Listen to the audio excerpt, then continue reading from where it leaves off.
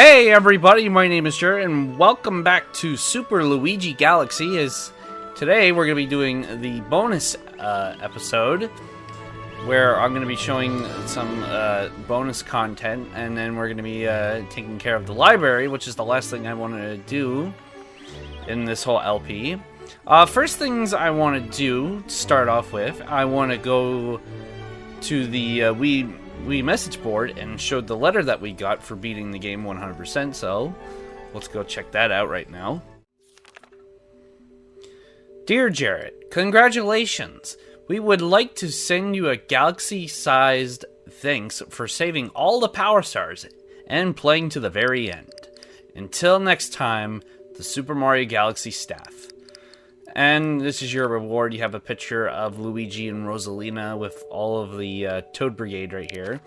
And then if you play it as Mario, you basically get Mario, Peach, and the Lumas in Good Day Galaxy. So that's pretty much your little reward right there for completing the game 100%. And now we're gonna head back to the game. So I'll be right back. Alright, so, I guess what I'll do here, I'm going to show you guys the one-ups around here in the observatory that you can get, pretty much. Well, besides the Male Toad one.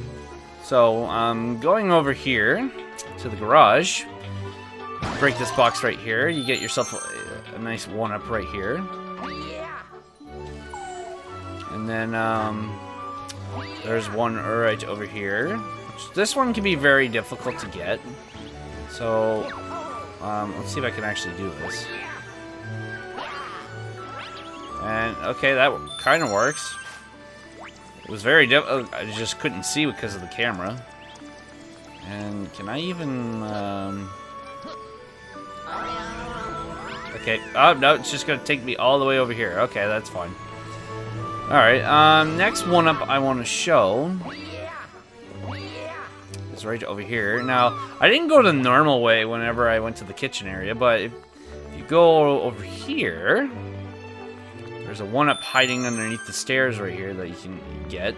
Honestly, I could have went up this way normally, but I decided to just take the shortcut, which is easier. But this is me going up the normal way, if you guys wanted to see that. But anyway, next one requires the red star, which I'm going to go grab right here. Now we can fly around the observatory. Woo! This is so much fun! Okay, grab that. Now, I'm gonna head up to the very top of the observatory and grab this one right here. So you can honestly get a lot of good additional lives right here, and then if you were playing with either Luigi or Mario, oh my god, I went straight down there. You'll get 5 one-ups from Mario, and then if you're talking to Male Toad, and then you get 20 lives if you're playing as Luigi. Alright, I don't know if there's anything else I want to go over. I'm trying to think. Is there anything I missed that I want to go over?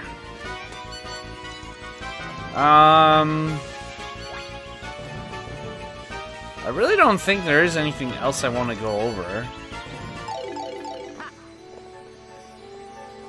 Oh, you know what? Actually, there is one thing I didn't know, which I actually found out.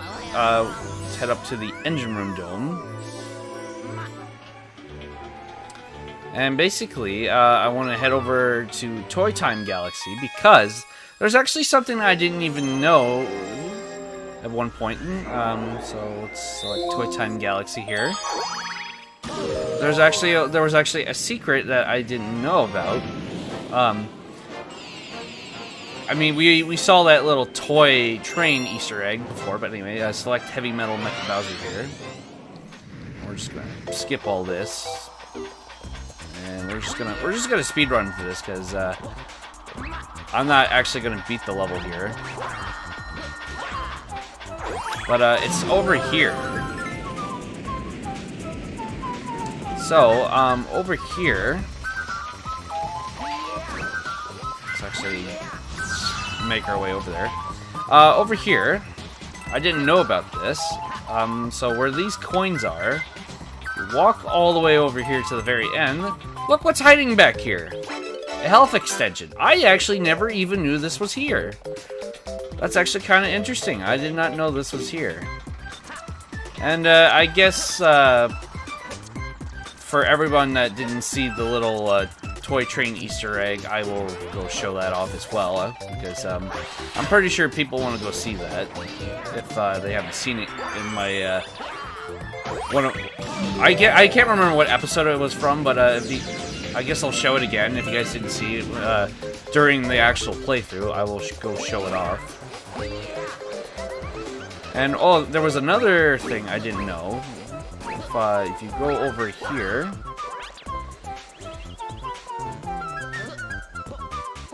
is it not? Oh, what? No, it's not there. Oh, I thought there was something there. I'm probably thinking of another area, but anyway.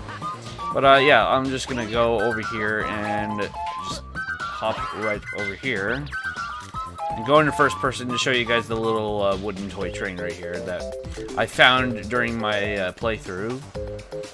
So yeah, there's that. Now, another thing that I actually didn't know about, which I'm gonna go quickly show. We want to head over to Big Mouth Galaxy. So just jump off right here. Talk to you. Now, there's actually an interesting thing I did not know, which I'm going to show you guys in a sec. Now, if you guys remember in this mission that we needed to grab a gold shell to open a chest. Well, it turns out that you don't need to collect the star pieces for this one, which I did not know. Because normally I just collect the star pieces and then just use the sling star. So, if you go... I think it's right. If you go up against the wall right here... you just do that, you can easily make your way up here, and then you can just come over here and grab the shell. I did not know you could do that either, which is actually kind of surprising. So what do you know? You learn a couple things that you never even knew on your first time being here, which is surprising. And now we have all the booze and stuff right here that we can just use the shell to kill.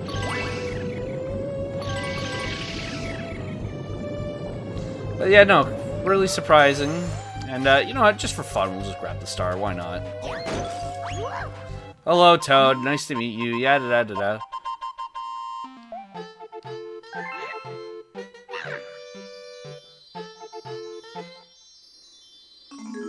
And we just get a regular star, it doesn't matter, but just for fun, I'm gonna collect it, just because why not? I don't care. But, yeah, no, that's pretty much all the hidden stuff that I wanted to show off. I don't think there's anything else I could show off. But, all of the... pretty much... Can't really talk. What do you know? In the bonus episode, we can't talk... Wow, I have exactly 4,400 starbits. Oh, that's a surprise. But, yeah, that's pretty much it. So... last thing we are going to be covering now is Rosalina's library. Let's see. Mama's library is in here. Now, basically, Rosalina's storybook is basically the whole plot of how this game was made. So, or just the whole story in general. So, let's walk inside. And, oh, hello. Everybody's here. Let us begin. Yes, let us begin.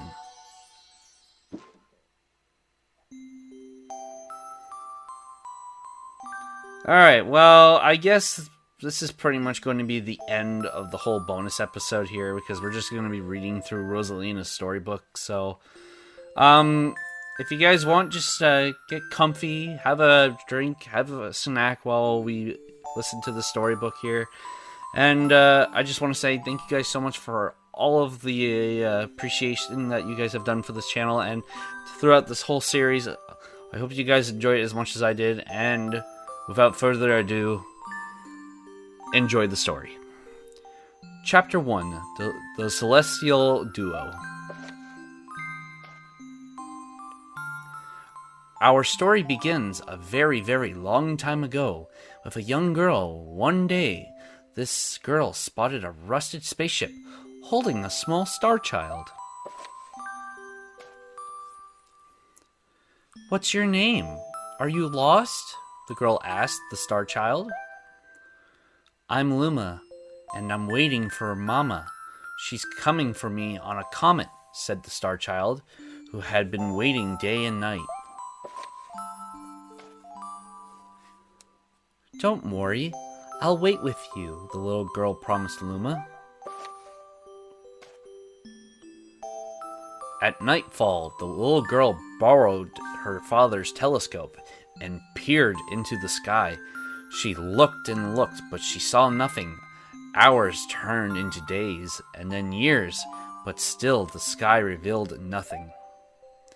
Finally, the little girl sighed and said to Luma, "If we stay here looking much longer, I'll be an old lady soon."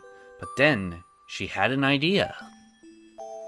"Why don't we go out there and find your mother ourselves?" The girl and Luma fixed up the rusty spaceship, and then the two set sail into the starry sky, and this is how the search for the celestial mother began. Chapter 2, Starbits. Days passed with no sight of the comet, or even a single planet. Instead, asteroids extended as far as the eye could see. "If I had known it was going to take this long, I would have packed more jams," said the little girl, above the rumble of her belly. Before they left, she had packed all the essentials: telescope, butterfly net, stuffed bunny, bread, milk, jam, and apricot-flavored tea, but "I forgot to bring water." At this, Luma burst into gales of laughter, and the girl began to pout. "As long as I have starbits, I'll be fine," said Luma. "Want some?" The little girl couldn't stay mad after hearing this. Luma continued to laugh, and the girl couldn't help but join in. "Alright, maybe just a nibble." Leaning far out of the ship, the pair began to collect starbits with the girl's net. They almost fell out a few times, but they kept on collecting. The starbits tasted like honey. Chapter 3, The Comet. A beam of light pierced through the ship's window. Thinking it was the morning sun, the girl peered through the window, only to find a turquoise-blue comet shimmering at her.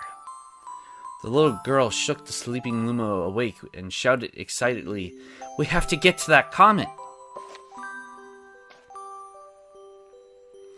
The pair descended on the comet and found that it was made of ice. They looked high and low, but Luma's mother was nowhere to be found. Exhausted, the little girl sat down with a flop, utterly unable to take another step. "Look!" Peering down at the icy ground where Luma was pointing, the girl suddenly noticed clusters of starbits seized in the ice. "Pretty good, huh? Finding starbits is my specialty," said Luma, beaming. "There's ice here, but it's so warm. I'll bet there's water here too." The two decided to stay on the comet for a while. Riding the turquoise comet, the pair continued their search for Luma's mother. Chapter 4, The Dream. One night, the girl dreamed about her own mother. Where are you going? She asked, her mother's retreating back. Without turning, her mother replied, Don't fret, dearest. I'm not going anywhere. I'm always watching over you like the sun in the day and the moon in the night. A wave of sadness washed over the girl. What about when it rains and I can't see the sun or the moon? Her mother thought for a moment before responding. I will turn into a star in the clouds and wait for your tears to dry. When she awoke, the girl's face was damp with tears. You have starbits in your eyes, said Luma to the girl. Wiping her face, the girl replied, These are tears, not starbits. I'm crying because I'll never see my mother ever again. At this, Luma began to cry too. Mama, oh Mama, wah! The pair traveled through the starry skies, and though they encountered many other comets, not one of them held Luma's mother. Luma was despondent. Now, Luma, the rain clouds won't go away if you keep crying, the girl said, giving Luma a squeeze. I'll give you a present if you stop. The girl closed her eyes and said gently, I'll take care of you. With those words, she felt a small spark in her heart. Chapter 5. Home. The kitchen will go here, and the library will go over there, the girl said busily to herself. We'll put the gate here. Ever since the girl took Luma under her care, she'd been bustling about at a feverish pace. It's a lot of work, but it's worth it to make a happy home. It turned out the starbits weren't the only thing buried in the ice. There were tools and furniture unlike any they had ever seen, and the girl used them to build a home. Looking at the completed house, Luma remarked, Don't you think it's awfully big for just the two of us? With a library, bedroom, kitchen, fountain, and gate, it was certainly spacious, but still something seemed to be missing. If only my father, brother, and mother were here, the girl said. Wistfully, indeed, the house was too large for its too small residence. That night, clutching her favorite stuffed bunny close to her heart, the girl fell asleep in the starship. Chapter 6. Friends. Then one day, while the girl sat sipping tea, a tiny apricot-colored planet appeared on the horizon. From the planet, another Luma of the same color emerged. Do you two know each other? The girl asked the two Lumas gleefully. Despite the girl's excitement, they seemed uneasy. The two Lumas neither drew closer nor backed away from each other. Instead, they just stared. Then one Luma broke the silence. My mama! At once, the apricot Luma parrot back. My mama, my mama. My mama, my mama. The two Lumas began to dance around the girl frantically, and neither showed any sign of stopping. The girl was so charmed by this adorable scene that she couldn't help but laugh. And that's when something very strange happened. Suddenly, more Lumas began to pop out from the apricot planet. They were different colors, but they all shouted the same thing. My mama! My mama! The sight of all the shouting Lumas only made the girl laugh harder. What am I going to do with all these children? The Lumas just stared blankly as she doubled over laughing. I guess we'll have to name each and every one of you. Tomorrow, once she had finished naming them all, she would begin moving all the Lumas into the new house. Chapter 7. the telescope.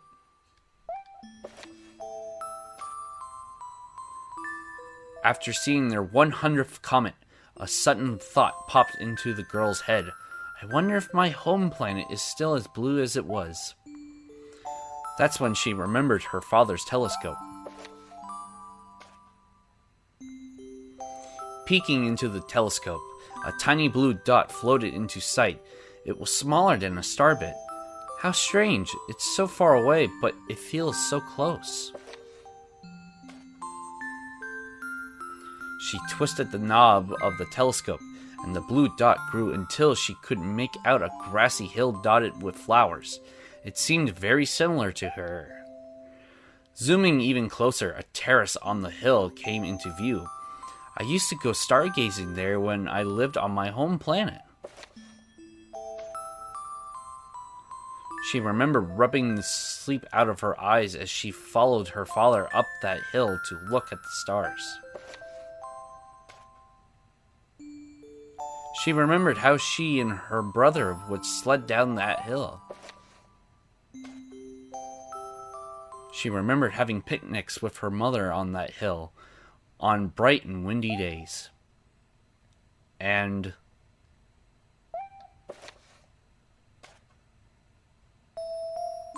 I want to go home. I want to go home right now. The girl burst into tears, and the Lumas didn't know what to do. I want to go home. I want to go back to my house by the hill. I want to see my mother. The girl was shouting now, her face wet with tears. But I know she's not there.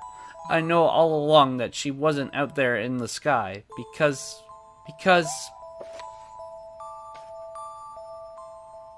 She's sleeping under the tree on the hill. The girl's cries echoed through the stars, and a hush fell over the area. Chapter 8. The Wish.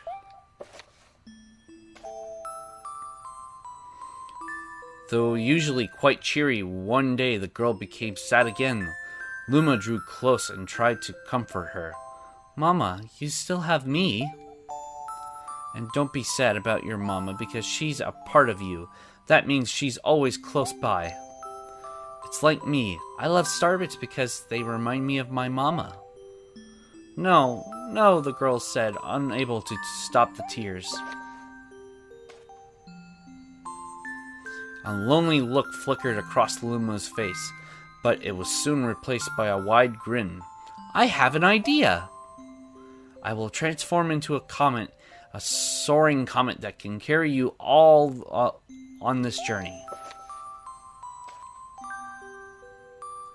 With that, Luma, trailing bands of white, soared high into the sky, and just as quickly started to plummet back down.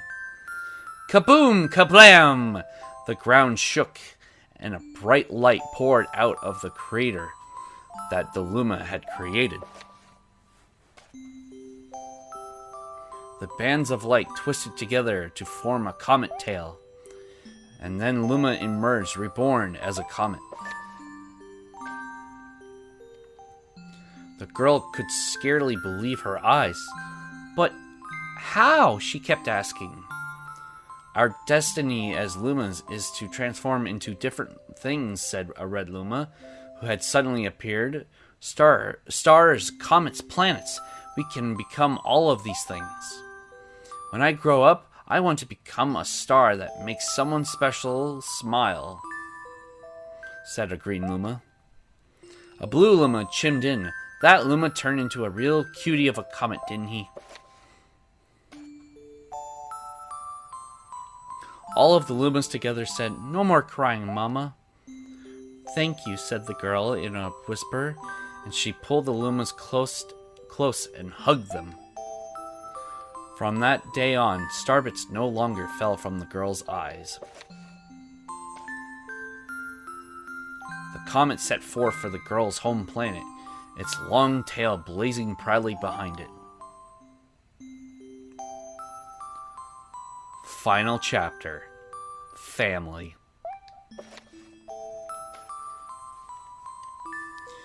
With its many lumas and telescopes, the comet was quite a sight to behold. The girl and the lumas were proud to call it home. At a welcoming party for a new luma, the girl gathered everyone in the kitchen and said in a louder voice than usual, "All right, everyone, let's make a cake sprinkled with star bits. Then it will be a star cake." The lumas excitedly began to gather the ingredients. As she watched the lumas scurry about, the girl smiled and thought to herself, "This is my family now, and I will stay with them until they're ready to leave the nest. And when they do leave, I'll see them off with a smile, because that's what makes a mother happiest."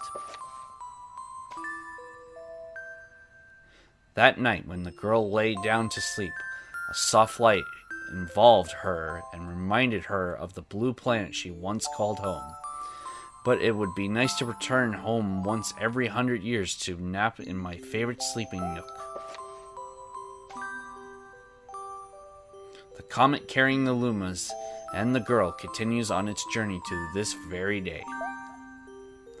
With more family members in tow than could be counted, it's said that the comet visits the girl's home planet once every 100 years, its proud white tail glittering in the sky. The end.